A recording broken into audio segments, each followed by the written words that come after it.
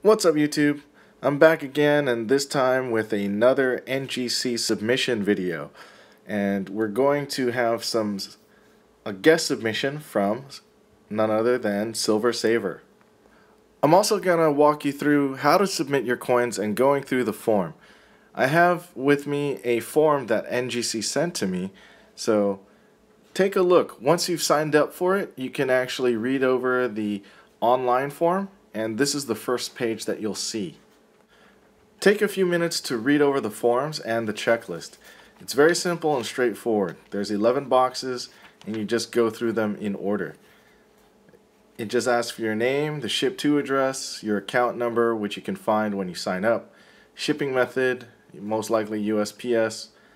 You'll see a section for NCS, the NGC grading tier. Most often you'll be in the modern, but if you have some other stuff like pre-33, you're either in the economy or gold.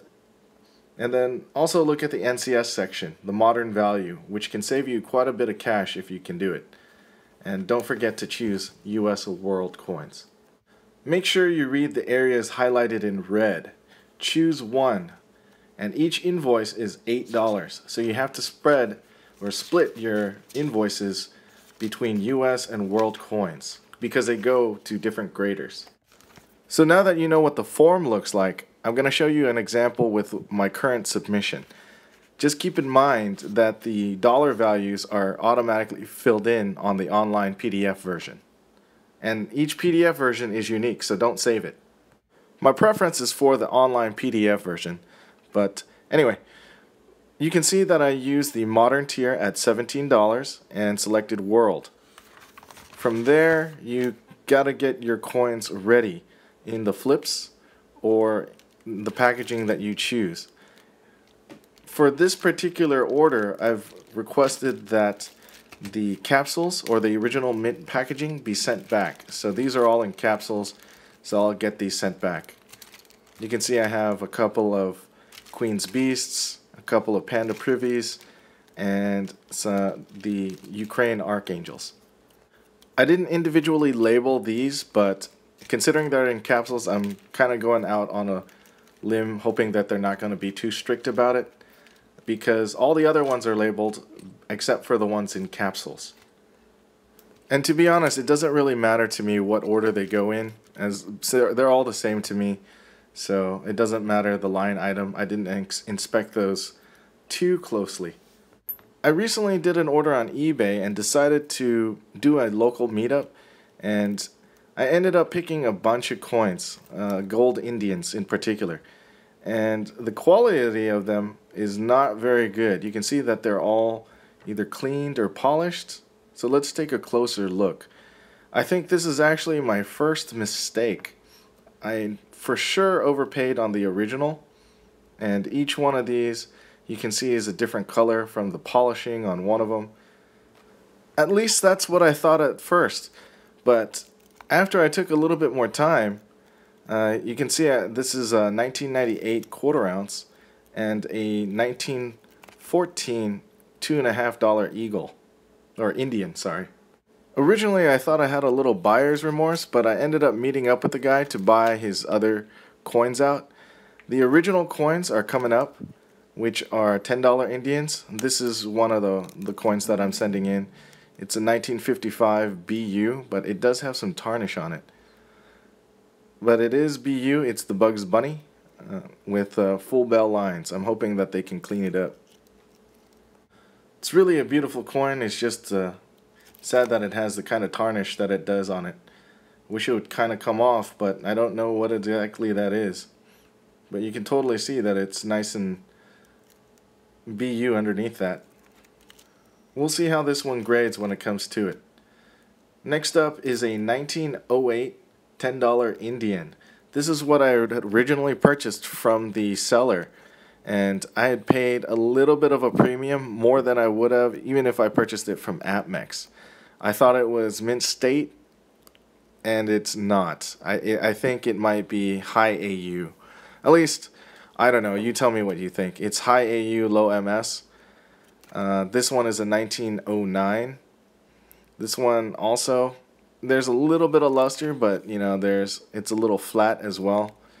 And I got this mainly, I can see it from the Morgan that the cartwheeling isn't 100% there. It's not as nice as the other one that I've had. So here's a look at them side by side with the one that I just had graded recently. And you can see that it's really no comparison. There's no way that it's anywhere close to an MS64, if that MS63. It's definitely lower, which is why I think it's more AU than MS. But if I'm lucky, it'll get an MS. The main thing I'm hoping for is that it doesn't come back cleaned. That would be the worst part. But, you know, what can you do? This one is at least a little bit better. This is a 1910. It has a little bit more luster, and I'm also hoping that this will be grade low MS, MS62, or just anything other than details. So I overpaid for those first three, 1908 to 1910, but I went back and he actually sold me this 1914D $10 Eagle, which looks a lot better than the other coins. This one might actually end up being a 63. So you never know when a bad deal might actually end up good, depending on how far you take it emotionally. When I picked this one up, I actually told the guy I knew I overpaid for the other three, and I'm pretty sure he was aware of it. So he gave me a better deal, a significantly better deal on this one, and it turns out to be the best coin, which could ultimately even out the whole entire deal. So this $2.50 Eagle is ugly. It's cleaned, it is scratched, but it looks familiar. It's a 1911. So, hey, I thought to myself, it's a 1911. Let me go check out Numistacker's video on the 1911 Week D. And guess what I found? This particular $2.50 Indian has the wire rim from 12 o'clock to 5 o'clock almost perfectly. So even in details grade, this particular coin could be, if it is a weak D, it could even out the deal and turn a profit for me. And if you can see it, I'm trying to show you if you can see it, but there is that wire edge that stops right at 5. I tried to look for the D mint mark and I couldn't find it, but I also looked for at the top for the scallops, but there's some rim damage instead. So I'm just hoping that it comes back genuine, because you can see it's totally scratched. A genuine weak D is all I'm looking for on this one. And from there, the two last coins that I just picked up will ultimately pay for all the other coins if they come back at good grades. Luckily for me, I had the funds available to make this purchase from the sale of two pandas that were pretty rare, and I made a good profit off of and decided to cash out and turn into ounceage. And lucky for me, it turns out that this might actually be another premium score. So we'll have to see in the long run whether or not it actually makes it. I'm hoping this coin turns out to be an example of what you can learn from the YouTube community. And if so, then that would be very beneficial and profitable from what would otherwise look like a problem coin. So that finishes up my gold submission, and here's a look at the conservation submission and also the modern tier. So I have a 1999 Serif 1 and a few others. You can see that I've followed the directions and crisscrossed the rubber band. This is a 1999. It's going to go in to remove the spot. That particular coin can jump value up to 3 times what I paid for it if it comes back 69. This is a 1998 small date, a 1997 large date, and a 1996. Here's a 2004. I ended up taking it out, but the results I got were positive, so I'm sending it in. This one is a 1983. Here is a coin that I recently sold to Thinkvesting in MS70. So shout out to Thinkvesting.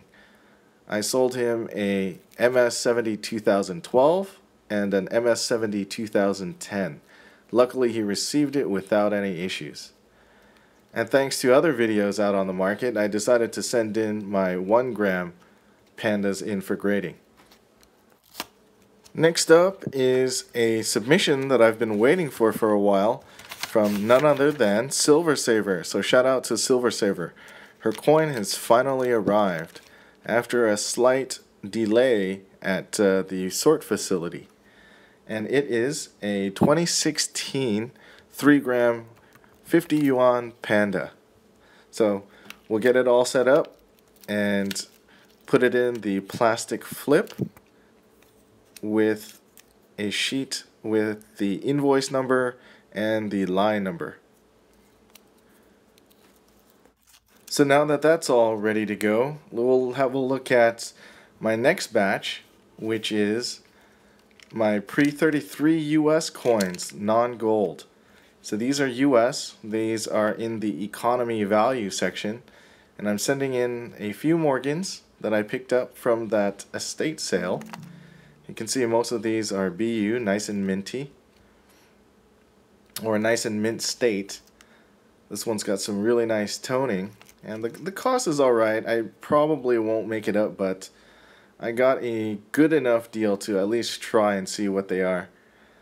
Plus, I would kind of want to see what lower grade Morgans actually grade as. These have good detail, but I'm not sure where they would go. I'm expecting within the 63, 64 range, maybe one of them a 62. This one, the 1888, I don't really care what it comes back as. This was given to me by my mom, as some of you have seen before, so that one is more sentimental than anything. This is a 1944 S Walking Liberty, and this one, because it's an S, is the only reason why I'm sending it in. The 1916 D to grade it genuine, and the 1909 S VDB for authenticity. So you can see a nice mix of coins in what I'm sending in. A lot of pre-33 gold and numismatic coins. Next up is modern US coins. It's all basically the Mercury dimes. Because of Dre 2701's video, I decided, hey, why not give it a shot? His graded all with that mark on the back, so I will send mine in and gamble a little bit. If you got to the end, thank you for watching up to this point. You can see that I have a bit of everything in this submission across 5 invoices. And the only thing left to do is to wrap it all up, put it in a box, and send it on out. Now, some of you don't really like the idea of grading, but I think you can see the reason why I would grade some of these. The numismatics for authenticity, and then the pre-33 for the type of grade. There's a lot of reasons why a person would send coins in for grading, and I hope that my videos actually help some of you with learning how to grade and submitting your coins. In the comment section below, let me know what coin you're looking forward to see and what grade you think it'll come back as. Otherwise, go ahead and hit the like button if you found this useful, and if you haven't already done so, hit the subscribe button. And hopefully I'll see you next time.